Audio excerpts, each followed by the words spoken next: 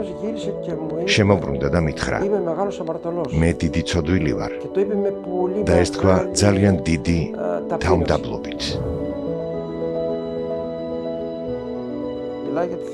ეკლესია არის სულიერი საავადმყოფო და შესაბამისად სწორედ ეკლესიაში ვიკორნებით ჩვენი ვნებებისგან.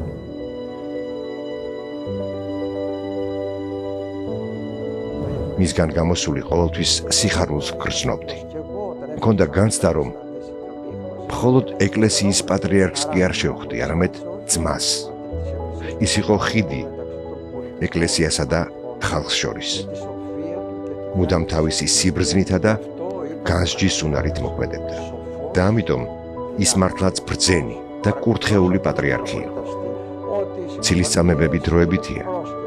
ეს არის რამდენიმე ღრუბელი, რომელიც მოდის და მიდის და საბოლოოდ მზე ანათებს და ასხივებს. არსებობს ასეთი აქსიომა, რომ შემდეგი თაობა უკეთი აზრებს წინა თაობის ადამიანის სიდიადეს.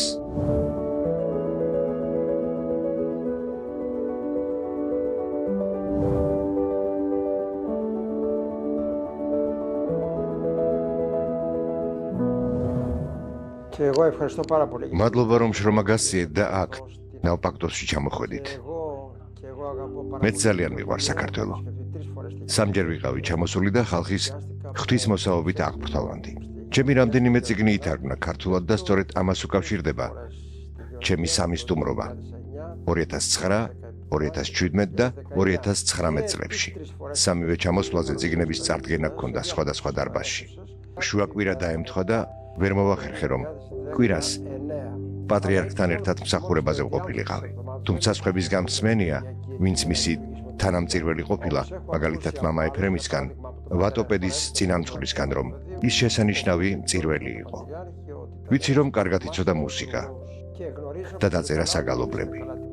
იყო ლოცვით გულშემოსვლილი და კურთხეული ადამიანი. სამივე ჩამოსვლაზე საპატრიარქოში მივდიოდი და პატრიარქს ხვდებოდი.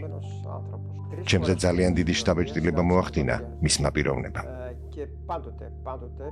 განსაკუთრებით ბოლო ჩამოსვლაზე 2019 წელს, როცა ქართულად ნათარგმნი წიგნი სულიერი მედიცინის მეცნიერება უნდა წარმოედგინა, მითხრა: წავიკითხე თქვენი წიგნის წინასიტყვაობა და მივხვდი, რას შეიცავს და რის შესახებაა. შეგიძლიათ ამიხსნათ წიგნის სრული შინაარსი. უთხარი, რომ წიგნში საუბარია სულის კურნებაზე, იმაზე, რომ ეკლესია არის სულიერი საავადმყოფო და შესაბამისად სწორედ ეკლესიაში ვიკორნებით ჩვენი ვნებებისგან. ის აღფრთოვანდა და მითხრა: დიახ, სწორედ ეს გვჭირდება საქართველოში. მინდა, რომ ეკლესიასა და ხალხში იყოს მშვიდობა და ერთსულოვნება. იმ მცირე კომუნიკაციიდან, რაც მქონდა, თვალსაჩინო იყო, რომ ის იყო თავმდაბალი და კურთხეული პატრიარქი. ერთი გულის შემძვრელი სცენა მახსენდება, როცა თქვი, რომ ეკლესიაში ვართ იმისთვის, რომ განვიკურნოთ და როცა ადამიანი იკურნება, მაშინ ხდება ღმერთს მეთქი. შემოbrუნდა და მითხრა: მე დიდი ცოდვილი ვარ და ეს თქვა ძალიან დიდი თავმდაბლობით. მე ძალიან გავოცდი და უთხარი: თქვენო უნეტარესობავ, მე თქვენზე დიდი ცოდვილი ვარ მეთქი და ხელზე ვემთხვიე. ამან ჩემზე დიდი შთაბეჭდილება მოახდინა, რადგან ეს აჩვენებს ამ ადამიანის შინაგან ზნეობას და მის გულის მიერ ცხოვრებას. თავმდაბალ ადამიანთან ურთიერთობა ყოველთვის სასიამოვნოა. როცა ადამიანს აქვს ეგოიზმი და სიამაყე, ის განზიდვას იწვევს. არავის უყვარს ამაყი და ეგოისტი ადამიანი. იგი მართლაც თავმდაბალი იყო. მისგან გამოსული ყოველთვის სიხარულს გრძნობდი. მქონდა განცდა, რომ მხოლოდ ეკლესიის პატრიარქს კი არ შევხვდი, არამედ ძმას. ჩემზე შთაბეჭდილება მოახდინა მთელმა გარემომ. მახსოვს, უწმინდესის მობრძანებას ველოდებოდით. მის დასახვედრად აანთეს 2 კელაბდარი. რთულად გადაადგილდებოდა, მაგრამ სახეზე სიხარული ეტყობოდა. პატრიარქთან შეხვედრის შემდეგ გულში სიხარულს გრძნობდი, რადგან შევხვდი კურთხეულ ადამიანს და არა უბრალოდ პირველ იერარქს. Წაკითხული მაქვს მისი ბიოგრაფიული ცნობები და ნათლად დავინახე ის საქმე, რაც მან საქართველოში აღასრულა. ის მართლაც სულიწმინდის მიერ შთაგონებული პატრიარქი იყო. და მან არამხოლოდ განაახლა ეკლესია, რისთვისაც თანამედროვე განმაახლებლადაც კი მიიჩნევა, არამედ აღადგინა კიდეც საქართველოს ეკლესიის ავტოკეფალია. და რა თქმა უნდა, ყველა მხრივ დიდი როლი ითამაშა. ის იყო ხიდი ეკლესიასა და ხალხს შორის. მუდამ თავისი სიბრძნითა და განსჯის უნარით მოქმედებდა. და ამიტომ ის მართლაც ბრძენი, გამჭრიახი და კურთხეული პატრიარქი იყო. საქართველოში ბევრი ეპისკოპოსი, სასულიერო პირი და მონაზონი გავიცანი. რაც შეუნიშნე არის ის, რომ საქართველოს ეკლესია ინარჩუნებს ტრადიციულ პრინციპებს, წმინდა მამათა გარდამოცემას, რაც ნიშნავს იმას, რომ საქართველოს ეკლესია მსოფლიო კრებების მიერ განჩინებულ პრინციპებზე დაყრდნობით მოქმედებს. ბოლო ვიზიტისას 2019 წელს მღვდელმთავრებთან შეხვედრაზე მიტროპოლიტი შიოც ესწრებოდა. მახსოვს, ჩემს სიტყვაში ვთქვი, რომ ეკლესიამ უნდა შეინარჩუნოს წმინდა მამათა პრინციპები და პასუხობდეს თანამედროვე ადამიანების გამოწვევებს. მიტროპოლიტმა შეუმკითხა, თუ რას ვფიქრობ მამა გიორგი ფლოროვსკის ნათქვამზე, რომელიც ამბობს, რომ საჭიროა ძველ მამებთან დაბრუნება, მაგრამ აუცილებლად ახალ მამებსაც უნდა ვიცნობდეთ. მივხვდი, რომ ის განათლებული ადამიანი იყო და ბევრ თანამედროვე მოღვაწეს იცნობდა და მამათა ტრადიციასაც, რომელიც ჩვენს რეალობაში უნდა გადმოვიტანოთ და მასზე დაყრდნობით ვუპასუხოთ ჩვენი ეპოქის ადამიანების კითხვებს. ძალიან მიხარია, როცა ადამიანებს სასულიერო პირები უყვართ და განსაკუთრებით მიტროპოლიტები და ეპისკოპოსები. ასევე ძალიან მიხარია, როცა მიტროპოლიტებს აქვთ უნარი იმისა, ხალხის გულს ესაუბრონ. თქვენ გყავთ კარგი მიტროპოლიტები, კარგი ეპისკოპოსები და კარგი სასულიერო პირები. თბილისის ერთ-ერთი ტაძრის სამრევლოს ინტერნეტ ჩარტვით შევხვდი და 4 საათის განმავლობაში ვსაუბრობდით. და ჩემზე შთაბეჭდილება მოახდინა იმან, რომ ზაფხული იყო, მთელი ტაძრის ეზო სკამებით იყო სავსე და ხალხი ისხდა. წინ დიდი ეკრანი იყო ჩამოკიდებული. მრავალბინიანი კორპუსებიდან ადამიანები აივნებზე იყვნენ გამოსულები და ჩვენს საუბარს უსმენდნენ. ეს არ ხდება არც საბერძნეთში და არც სხვაგან. ამიტომ აღფრთოვანდი ქართველი ხალხით, მათი კრძალვით, რომ აივნებიდან უყურებდნენ საუბარს, რომელსაც საბერძნეთიდან ვიღაც სასულიერო პირი ატარებს. ძალიან მნიშვნელოვანია, რომ პატრიარქი ხალხის მამად მიიჩნეოდეს და უყვარდეს ხალხი. ეს ძალიან მნიშვნელოვანია. მიუხედავად იმისა, რომ ზოგადად ეპისკოპოსის თანამდებობა ადმინისტრაციულიცაა, ეს მსახურება პირველ რიგში აუცილებლად მამობაში უნდა ვლინდებოდეს. ეს ძალიან მნიშვნელოვანია. მის მემკვიდრეს დიდი პასუხისმგებლობა ეკისრება. პატრიარქ ილიას ხალხის სიყვარული ჰქონდა. შესაბამისად, მისი საქმის გამგრძელებელს ძალიან დიდი პასუხისმგებლობა აქვს. ნეტარხსენებულმა პატრიარქმა ილიამ თავისი ცხოვრებით აჩვენა თუ რას ნიშნავს იყო პატრიარქი. დატოვა მაგალითი, რომელსაც უნდა მიბაძონ.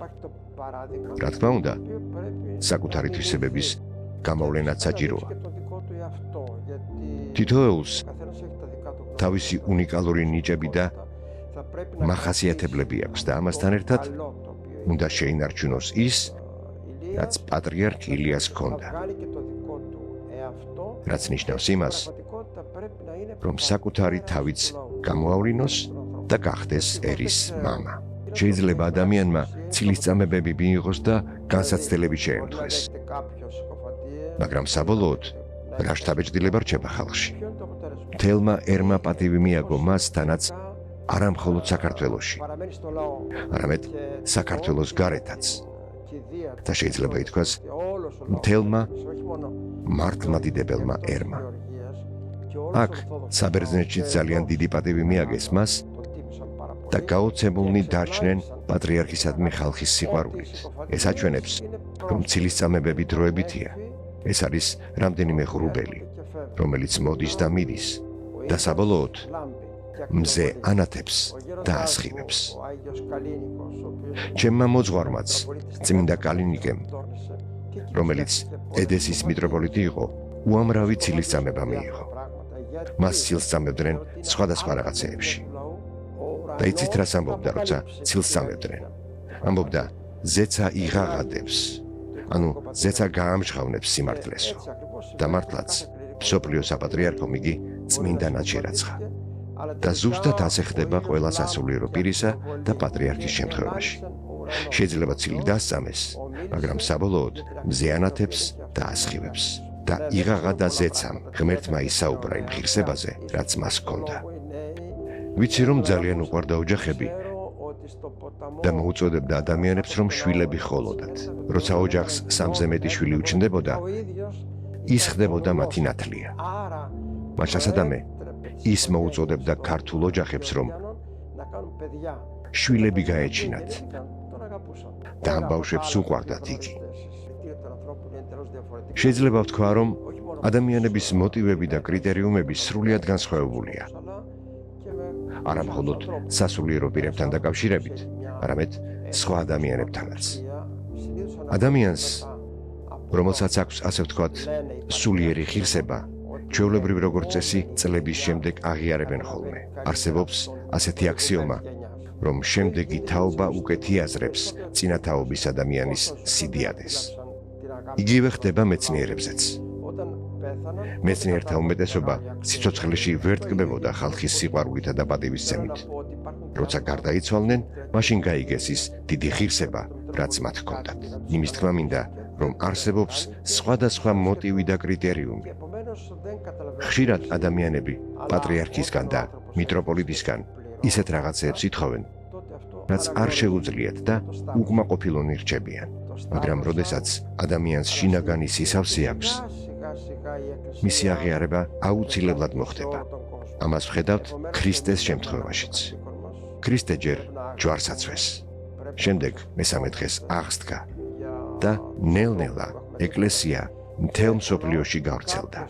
ამიტომ ჩვენ უნდა შევასრულოთ ჩვენი მოვალეობა. უნდა გვიყვარდეს და ვლოცულობდეთ იმ ადამიანებისთვის, ვინც ჩვენ გვერდითაა და ხალხი რაღაც მომენტში ამას აღიარებს.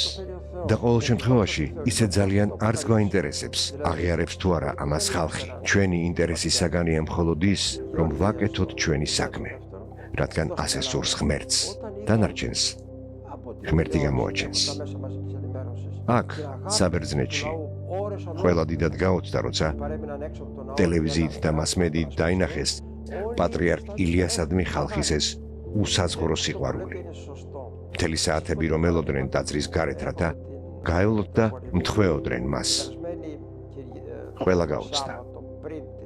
ჩემი მიტროპოლიიდან ორ მაგალითს გეტყვით. გასულ შაბათს წესის აგებამდე მოვიდა ერთი აქ მცხოვრები ქართველი და მითხრა: მეუფეო, მინდა რომ პატრიარქისთვის პანაშვიდი გადავიხადოთ და წავედით ტაძარში. შაბათს საღამოს მწუხრის შემდეგ გადავიხადეთ პანაშვიდი. მომდევნო შაბათსაც წავედი საკათედრო ტაძარში მწუხრის აღსავლენად. და მოვიდა ერთი ბერძენი ქალბატონი ნავპაქტოქსიდან და წანდილი მოიტანა და საქართველოს პატრიარქისთვის პანაშვიდი გადაგვეხადა. ვეკითხები, იცნობდით მეთქი? არა, მაგრამ რაც მოვისმინე, ჩემზე დიდი შთაბეჭდილება მოახდინაო. მოიტანა თეფშით წანდილი და პანაშვიდიც გადავიხადეთ. ეს ნიშანდობლივი მაგალითია იმისა, რომ საქართველოს ფარგლებს გარეთაც გავრცელდა პატრიარქის სახელი, როგორც ქართველი ერის მამისა.